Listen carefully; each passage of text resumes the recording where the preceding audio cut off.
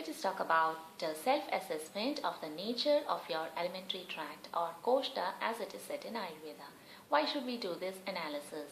It is because if we have to select the right type of foods, we should know these three factors very well. That is, one is what is your prakriti? One should consume food according to one's prakriti.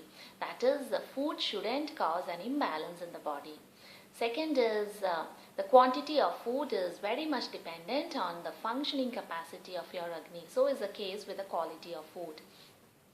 We already talked about the self-assessment of Prakriti and Agni. Now we'll deal with the self-assessment of one's Koshta or alimentary tract. That is, what is the nature of your alimentary tract? So into the topic.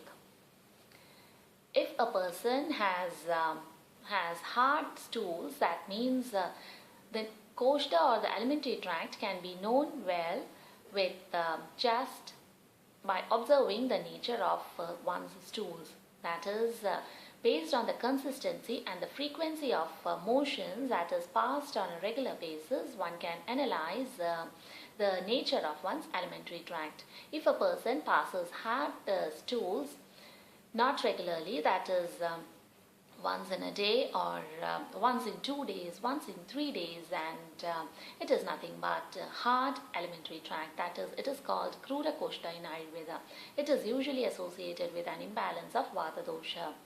Second is if a person consumes normal food, it has that laxative effect. If he consumes laxative foods, it will lead to purgation.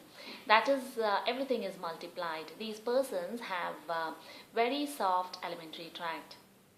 This is usually associated with Pitta dosha. And the third category is when the doshas are in equilibrium in the alimentary tract. It is called Madhya Koshta. In these persons, bowel passing stools or bowel movements is not a problem at all. It happens quite naturally. They have no worries whatsoever about their motions.